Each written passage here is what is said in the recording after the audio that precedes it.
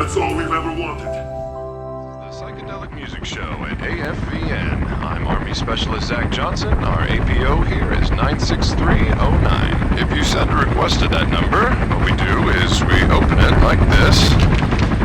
When it arrives, we read it, pull out that record, and play it on the air. Like this one, Fortunate Son by Woods, he's here. Hello, my brothers. This is Mark Giotto from United States Marine Corps Gamers.org. Welcome to a review of Call of Duty Black Ops. This is the 7th release in the series. Amazing. Black Ops was developed by Treyarch. This has been a highly anticipated game release for many who got burnt out or saw just too many problems in Modern Warfare 2 or Call of Duty 4. The era is set to the Cold War, started in Cuba, and moving across the globe to places like Vietnam, the Arctic, gulags in Russia, and the bowels of the Pentagon, just to name a few. The friendly factions you'll see in Black Ops are the Studies and Observation Group, SOG, 1st Cavalry Division, United States Marine Corps, Op 40, Russian forces, that's in Project Nova only. The enemy factions are the North Vietnamese Army, Viet Cong, Russian forces, Tropas, that's the Cubans, Nazi troopers in Project Nova only, and Special Air Service, the Special Forces Regiment of the British Army, that's also in Project Nova only. They're playing the bad guys. Call of Duty Black Ops can be purchased for the PC, Xbox 360, PS3, Nintendo DS, and Wii. Black Ops broke first day sales records on November 9th, with sales reaching 360 million. The game comes with a story mode, which is limited to single player, traditional online multiplayer mode, and some co-op modes that can be discovered and unlocked. I'll snitch on those later. There were some mass community complaints first day, which resulted in some quick patches already. The main problems being performance and lag issues in multiplayer. Treyarch has announced in their forums that it has already live patched the 360, PS3, and PC versions, and that more updates are coming, fixing the online matchmaking and lag issues. I've played through the single player on regular difficulty. It has recruit, regular, hardened, and veteran difficulties. I enjoyed this campaign immensely. There were some missions that challenged me in a few places where I wasn't sure what to do, but overall it was a very recognizable experience while playing through the story. The AI, though, were reliably stupid and not controllable, which I've become used to in almost any game in this genre. The vast amount of characters, locations, and situations I found myself in was almost overwhelming. In this case, in a positive way, though. I never got bored, to say the least. At times, I had to pause and actually take a break, as I found myself getting mentally buried in battle after battle. Except when sitting in the interrogation chair, getting zapped and harassed, the pace is fast and furious, so expect it.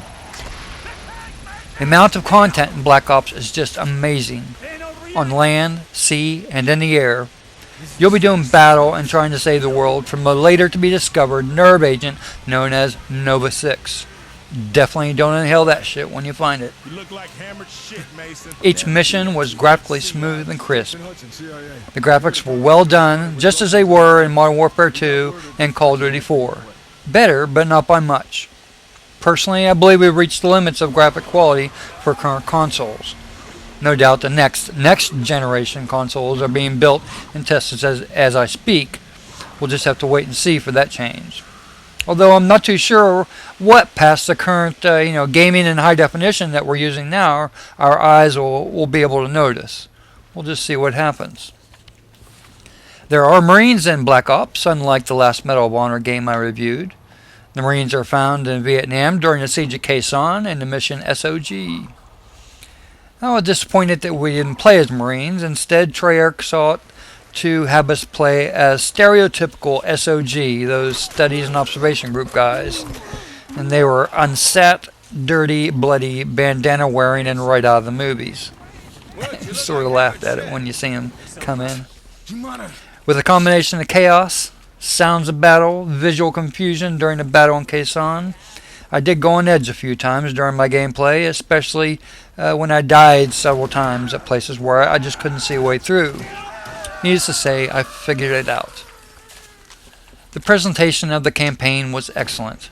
I'll be replaying missions for a while just to see more and more of the action I missed when in the heat of battle the first time I went through. The multiplayer is also very familiar, but offers new ways of advancing.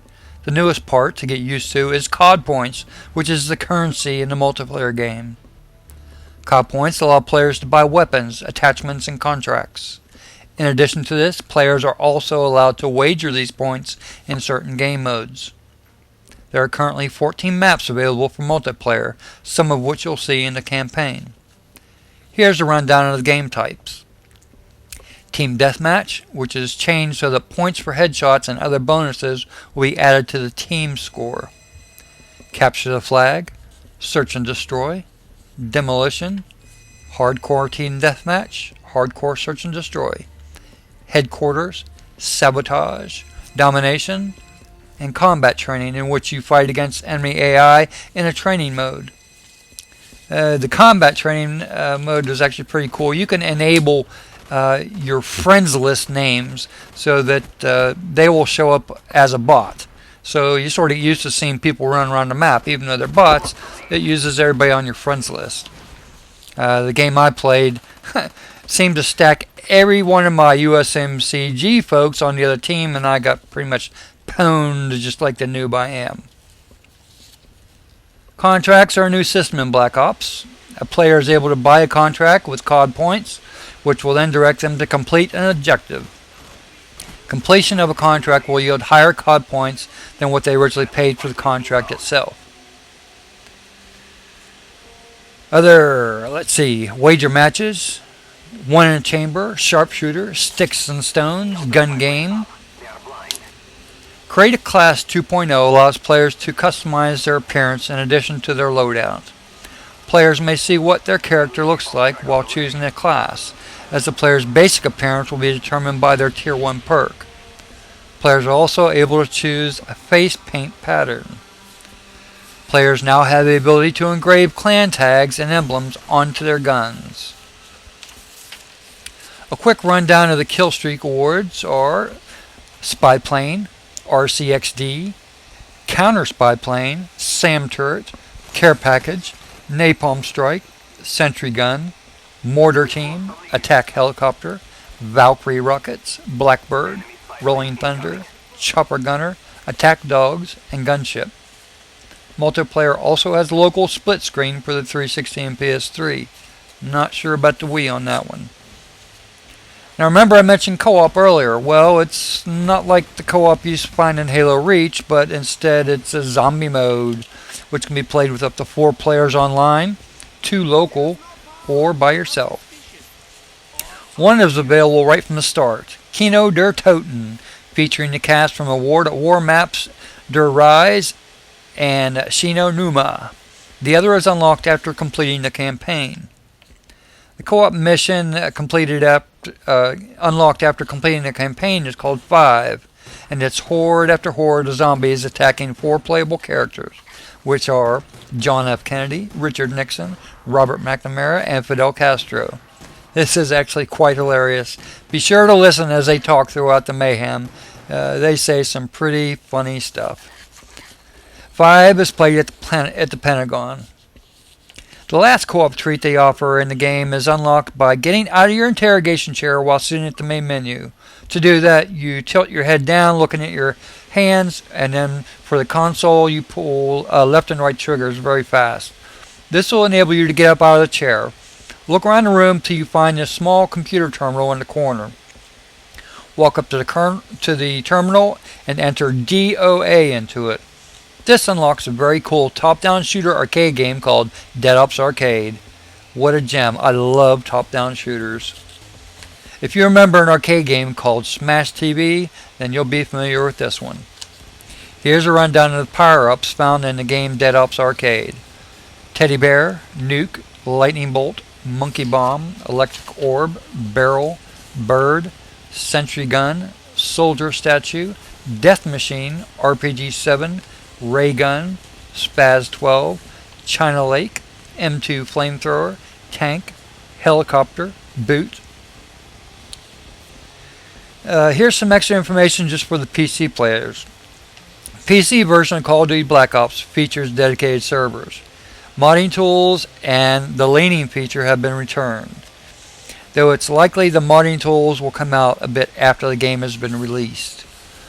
The PC version uses Steam as DRM and will be using VAC as an anti-cheating tool. Players can choose a server via a server browser screen or use matchmaking to send a lobby to a server chosen by the game. Dedicated servers must be rented. Unranked servers are completely customizable, while ranked ones let the renter choose levels and game types.